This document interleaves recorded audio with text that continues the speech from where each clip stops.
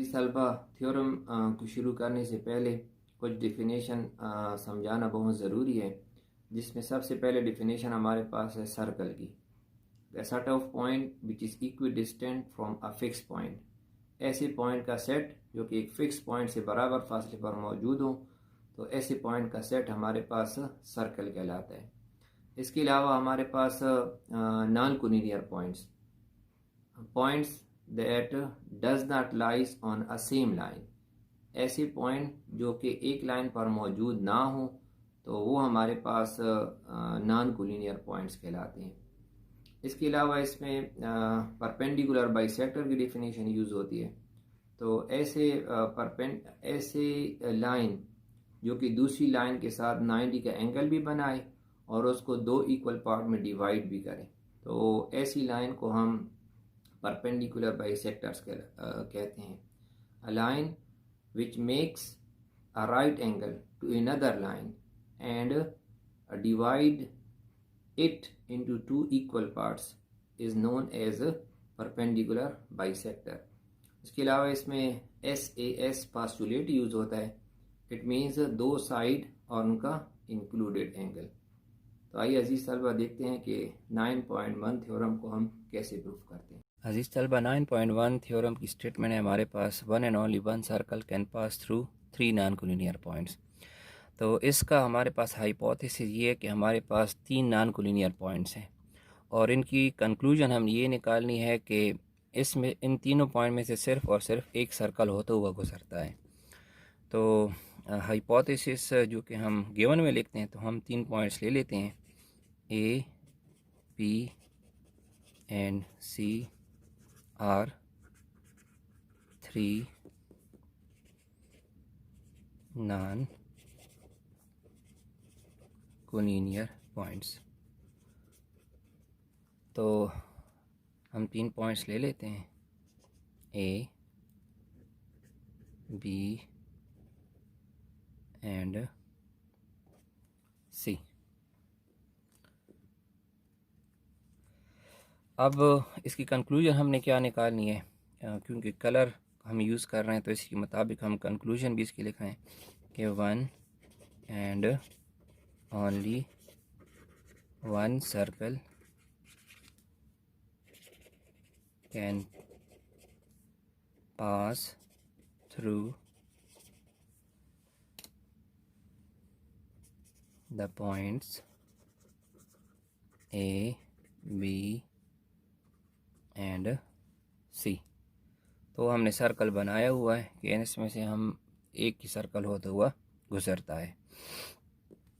तो अजीज़ तलबा, क्योंकि इस थ्योरम का जो हाइपोथेसिस है वो बहुत ज़्यादा कमज़ोर है, मतलब हमें सिर्फ तीन नॉन कोलिनियर पॉइंट्स गिवन है, तो इसकी कंस्ट्रक्शन में हमने थोड़ा ज़्यादा काम करना होगा। तो पहला हमने इसमें क्या काम करना है कि join B to A and C. तो इसी कलर के साथ बी को ए के साथ में मिला लेते हैं और इसी बी को सी के साथ में मिला लेते हैं। दूसरा स्टेप हमने क्या करना है कि परपेंडिकुलर्स ड्रा करने, draw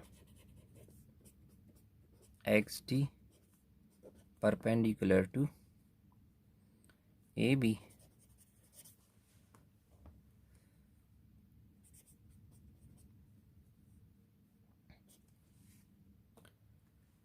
and YE perpendicular to BC,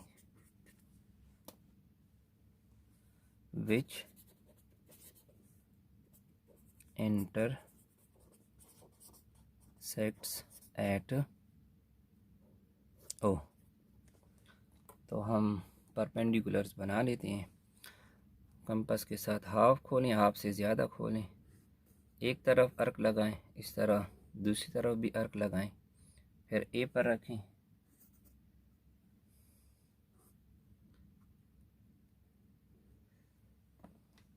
तो ये इस पॉइंट को और इस पॉइंट को हम मिला लेते हैं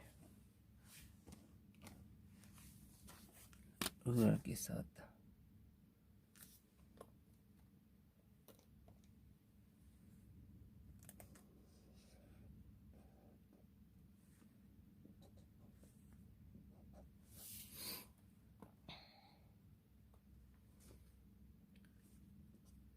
ये XT और अभी दूसरा परपेंडिकुलर।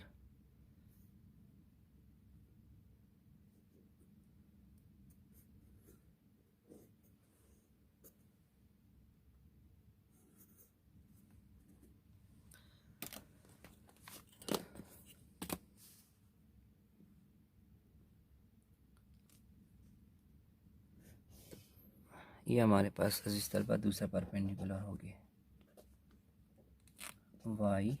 YE, और ये दोनों आपस में जॉइन हो रहे हैं पॉइंट O पर। तो तीसरा स्टेप अजीज तलबा, इसमें हमने क्या करना है कि join O to A, B and C। तो इस O को पॉइंट A के साथ भी, C और B, इन तीनों पॉइंट के साथ जॉइन कर लें। तो अजीज़ तलबा, ये फ़िगर हमारा कंप्लीट हो गया। तो जब हमारा फ़िगर कंप्लीट हो जाता है तो फिर हम इस स्टेज पर पहुंच जाते हैं कि इसका हम आगे प्रूफ कर सकते हैं। तो अजीज़ तलबा, अगर आप देखें, इसको अब एनालाइज करें तो हमारे पास 4 ट्रायंगल्स बन रही हैं, 1 2 3 एंड 4। तो पहले हम ट्रायंगल 1 और 2 इसकी करस्पॉन्डेंस लेंगे। In the correspondence of triangle AOD corresponding to triangle BOD। तो इस तलबा, जब हम ट्रायंगल बना लेते हैं तो फिर इसको एनालाइज करेंगे। तो ये हम साइड पर यहाँ बना भी लेते हैं।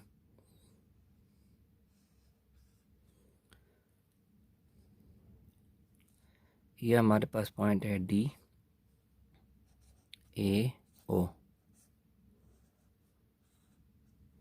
ये राइट एंगल है BO और D। तो इस तलबा, अब जब हमने ये XD परपेंडिकुलर बनाया है AB पर, तो इसने इसके साथ 2 काम किए। एक तो इसके साथ 90 का एंगल बनाया है, और दूसरा काम क्या है कि इसको 2 बराबर हिस्सों में तकसीम किए। तो पहले हम ये 2 बराबर हिस्सों में जो तकसीम किया हुआ है इसको हम लिख लेते हैं कि A का डिस्टेंस D से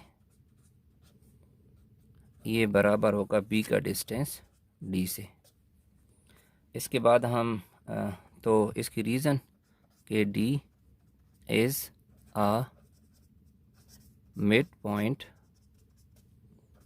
of AB। Next, right angles ADO is congruent to BDO. Both are right angles. Third अजीज तलबा, हमारे पास क्या है कि ये OD, आप यहाँ भी देख सकते हैं कि OD जो है वो इस ट्रायंगल के साथ भी है और OD जो है वो इस ट्रायंगल के साथ भी है। तो ये हमारे पास कॉमन है, तो इसको हम दोनों के साथ लिख लेते हैं। तो कॉमन। तो अजीज तलबा, किसी भी 2 ट्रायंगल्स की करस्पॉन्डेंस को कॉन्वेंसी में शो करने के लिए हमें एटलीस्ट 3 एलिमेंट की ज़रूरत है। तो 3 एलिमेंट्स हमारे पास आ चुके हैं। तो इसके बेस पर हम लिख सकते हैं कि hence triangle AOD is congruent to triangle BOD। तो अब क्योंकि 2 साइड और इंक्लूडेड एंगल है, तो हम लिख सकते हैं कि SAS पास्टुलेट इस रिज़ल्ट को लिखते हुए हमने इसको कॉन्ग्रुएंट शो कर लिए, या इसकी जगह आप लिख सकते हैं SAS is congruent to SAS, दो साइड और इनका इंक्लूडेड एंगल। तो अजीज़ तलबा, जब हमारे पास किसी भी ट्रायंगल के दो साइड और एक एंगल कॉन्ग्रुएंट आ जाएं, इसके रिमेनिंग साइड और रिमेनिंग एंगल भी क्या होते हैं, कॉन्ग्रुएंट होते हैं। तो हम लिख सकते हैं कि इसका ये साइड है OA is congruent to OB, और इसको हम इक्वेशन नंबर 1 का नाम दे देते हैं। क्योंकि ये साइड्स हैं तो हम लिख लेंगे corresponding sides of congruent triangles। जैसे हमने 1 और 2 ट्रायंगल की करस्पॉन्डेंस ली थी, तो इस तरह हम ट्रायंगल 3 और 4 की करस्पॉन्डेंस भी ले लेते हैं। In the correspondence of triangle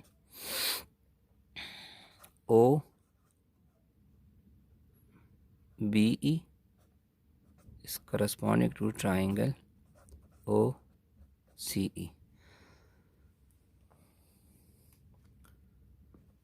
तो इसी तरह अब ये जो हमारे पास राइट एंगल परपेंडिकुलर बाइसेक्टर है, इसने इस लाइन को दो बराबर हिस्सों में तकसीम भी किया है। मतलब है बी का डिस्टेंस ई से और सी का डिस्टेंस ई से बराबर होगा, और इसके साथ 90 का एंगल भी बनाया है। तो पहले हम ये डिस्टेंस लिख लेते हैं कि BE is congruent to CE because E is a midpoint of BC। अब राइट एंगल्स लिख लेते हैं। तो ये हमारे पास राइट एंगल्स हैं।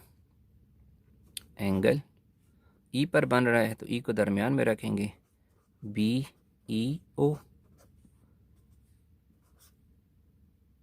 And CEO, both are right angles. और इस तरह OE इसके साथ भी है और OE दोनों ट्रायंगल में है, तो इसको हम लिख लेते हैं कि कॉमन है, दोनों में कॉमन साइड्स। तो इस बेस पर हम लिख सकते हैं कि triangle BOBE is congruent to triangle OCE। SAS postulate। तो प्रीवियस रिज़ल्ट की तरह कि जैसे हम दो साइड्स और एक एंगल कॉन्ग्रुएंट है, तो इसलिए इसके रिमेनिंग साइड और रिमेनिंग एंगल भी कॉन्ग्रुएंट होंगे। हम लिख सकते हैं कि hence OB is congruent to OC, और ये हमारे पास इक्वेशन 2 हो जाएगी। Corresponding sides of congruent triangles. लेकिन अजीज़ तलबा, प्रीवियस जो हमारे पास इक्वेशन थी, बट फ्रॉम इक्वेशन 1 हमारे पास थी कि OA is congruent to OB। तो अजीज़ तलबा देखें, OA is congruent to OB है और OB is congruent to OC है। इट मीन्स हम इसके बेस पर लिख सकते हैं, implies that OA is congruent to OB and OB is congruent to OC। और ये हमारे पास क्या हो जाएगी, इसकी ट्रांजिटिव प्रॉपर्टी।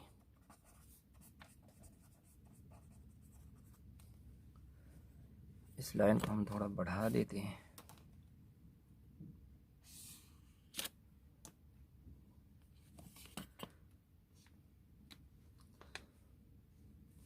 इस कॉन्ग्रुएंसी को हम इक्वलिटी में कैसे लिखेंगे, और फिर उसके साथ मैयर डालेंगे, मैयर of O A is equal to मैयर of O B is equal to मैयर ऑफ ओ सी। तो जिस तलबा हमने यही शो करना था कि ये ए बी और सी ये हमारे पास क्या है, 3 नॉन कोलिनियर पॉइंट्स हैं, और ओ जो है ये हमारे पास क्या है, वो पॉइंट है जिस पर ये परपेंडिकुलर आपस में मिल रहे हैं।